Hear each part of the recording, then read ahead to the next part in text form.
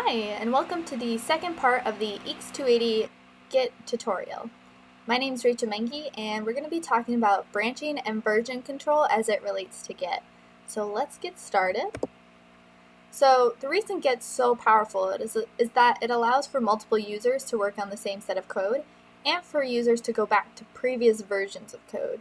So here we have two developers, and each one has their own local repositories, which we talked about in the previous tutorial. And these local repos, they're able to push and pull to the remote repo. And this means that they can make changes, add features, fix bugs, and each can do that to the same code or product. So their end product or project that they're trying to work towards, they both can edit at the same time, which is super helpful in a company setting or for a project with project partners. So this editing of code, these feature changes, can happen typically in branches. So here we have an octopus, which represents some type of code, and we have these two different features. One feature adds heart glasses, and one feature adds a cowboy hat.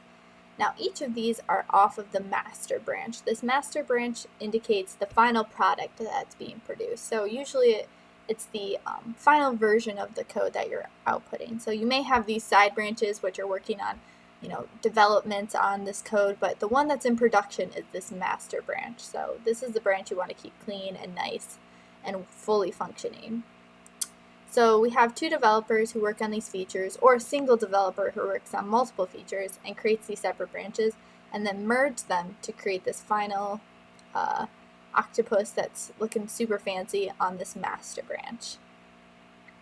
So let's get into a more concrete example of branching and what it actually means in terms of code. So here we have 3 commits. This is the latest commit, and this is the first commit that was created. And let's say this latest commit was only a band-aid fix for a problem. So we had a bug in this previous commit, and we have 2 versions. We have one that is just a simple patch, but doesn't really fix things the proper way, and then we have this branch that we've created which looks for a more permanent fix. Now Git has a few commands that let us work with branches as indicated here. The most important is the git checkout, which tells you basically you're switching from different branches. So how does Git know which branch we're actually on and which branch we actually want to do commits to? Well, we have this head pointer. Now this head pointer is indicated by the git checkout, so it tells you which branch you're actually on, and so it moves between these 2 branches. And since we're working on a permanent fix right now, we want to be on the beta commit, and this beta branch has been labeled thanks to those git commands. So let's actually try that on our code. So here I am in the folder we created in the last tutorial for test Git. If I do git branch, you can see we have one branch, the master branch. So let's create another branch, git checkout -b beta. And now we have 2 branches, the beta branch and the master branch. So now we have 2 different branches to work on. So we have this whole setup going for us. Now let's say we make a change and we do a commit and we have this new commit on the beta branch. Now you can see our changes are out of sync and they're no longer working from the same set of code. So this dark blue commit indicates that we have made changes and we have a new version of code. So these 2 actually don't look the same. Something to note also is that we can see where these heads are located, so where these branches are in the reference folder. So let's look at that. So if we go into git reference heads, you can see we have these 2, beta, master. Let's go back to our test Git. So let's say we actually make a change on this branch. So let's do git status. Nothing to be committed. The working directory is clean. Beta looks the same as our master, which you can actually check if you go to git checkout master. Your branch is up to date with origin master. So this is actually the remote repository. So our local master looks the same as the remote master. So let's actually go back to our other branch. Switch to branch beta. So now we're back on that other branch, the lower branch. And let's say we're here, so we're going to control R. And we're fixing the tester on this beta branch. So we're going to say beta branch testing. Control save. So now we've made a change. So let's see if that's registered. Yep. So we've made a change on our beta branch. So on branch beta, there is a change to the tester.txt. So let's add that. We'll do get add dot. So we've added it, and now we'll do a git commit. Git commit dash m made change to beta branch. Alright, so now we've made a commit, and our beta branch now looks the same as it does here. So we have this new commit. So what do we do now? What if we want to actually make this change permanent and make it look the same on our master branch? So let's go back for a second.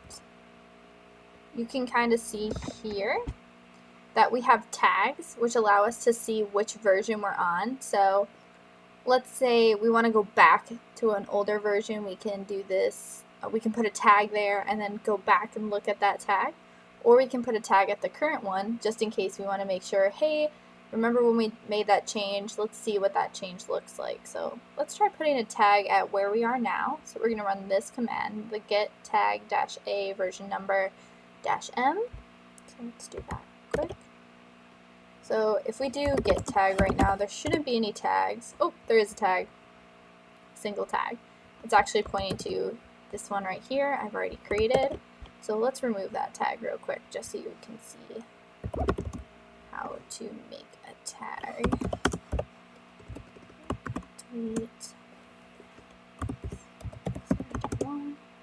Oops.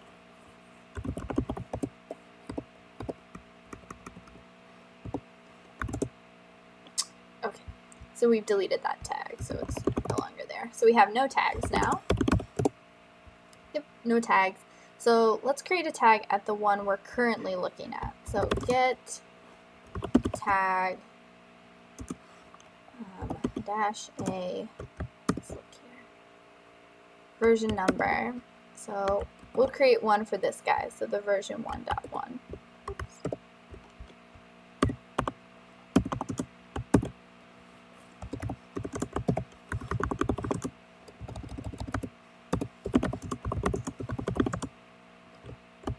And it's a tag for beta. And now let's say we want to add a tag that isn't actually at the spot we're currently at. So we want to add a tag to a different spot. So we want to add a tag here. How do we do that? Well, we can run these commands. So we'll do a get log -- pretty equal one line, and then a get tag with a commit number that comes up from this previous command. So let's go here. Oops. If we go up enough, I think I have it typed out. Yes, get log pretty one line. As you can see, here's all the commits we've ever made. And this is the last one we just did. So we actually already have a tag there. And we want to put a tag here where we updated tester, which if you remember, this is when we made an extreme smiley face instead of a regular smiley face. So we want to put a tag there. And here's the long number for it. So if you recall, we just want to run this command now, get tag -a with this commit number. You'll also want to put a message.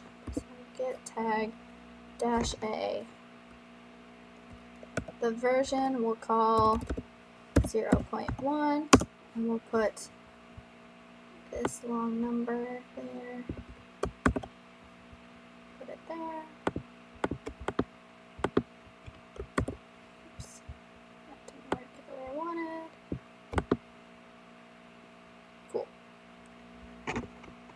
And this tag is going to be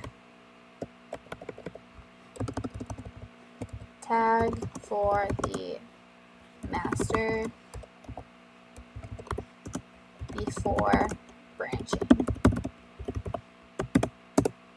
And now if we do get tag, we should have two tags, one for version 0.1 and one for 1.1, which correspond to these two tags here. Alright, so what if we want to combine these now into a master? Well, merging allows us to do this. So the merging command is kind of complicated sometimes, and that's because you can have conflicts. So conflicts occur when different branches introduce changes that prevent the changes of another. So let's say you change something here and change something here, and when you try to merge them, you're having issues. You're going to have some responses from your master that say this doesn't actually work. For us, this shouldn't be a problem because we have so little changes and actually nothing's too terribly complex, which is good. Oops, this thing needs to go back where it was. Cool. Alright, so let's follow the commands that they said, actually. That's not what I want. I want this.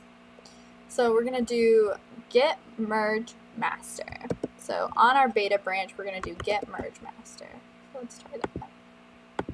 Oops. Get merge master. Alright, so master is already up to date with our beta branch. So what that actually is telling us is that this beta branch contains everything that's on this master branch. So they actually look the same, which if you think about it, this makes sense because we added to our text file. So this text file contains everything that this text file contains. So let's do the next step, which is get checkout master. So we're switching to get checkout master. And the reason we actually did this step first was so that we could check to see if there were any conflicts. We were good because we contained everything, so we're fine. We're now on the master branch, so we're going to now merge master with beta. And as you can see, we've made some changes, and if we look here,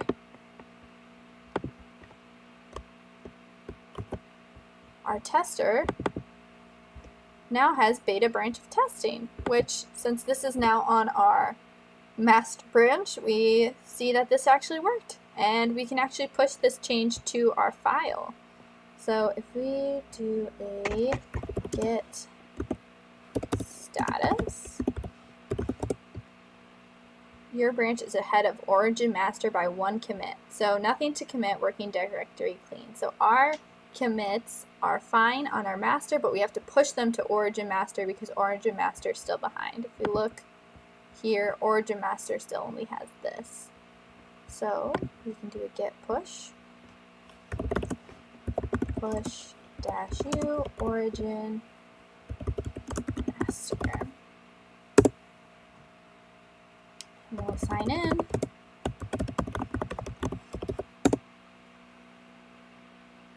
And there you go. So you can go here, do a refresh, and our beta branch testing has been changed. So now we have merged everything successfully to master and put it on our remote repository. And we've now successfully created a beautiful octopus through this. And we're now on to the final stages of Git, which is making Git cool. So what does this actually mean? Well, Git has a lot of cool features to it. More so than just the actual changing of code, it makes it really easy for you to share your code with other people in terms of project partners. And if you're making a public thing, you can create a wiki for it, basically describing your project and creating more in-depth description about things. You can add snippets of code here, which basically are quick things about your project. You can list issues, so basically telling people things that need to be helped with this project. So if you're having a bug, you can tell your partner, hey, these are the issues I'm having. Merge requests essentially are for people who want to merge their changes onto your code and then basically fix a problem. And you can actually monitor those here before someone actually changes master, before actually changing the code you've actually written. And there's a few other really cool features. I highly encourage you to play around with Git. It's a super, super useful tool. But for now, that's all I have. Thank you so much for watching, and I hope this tutorial was helpful.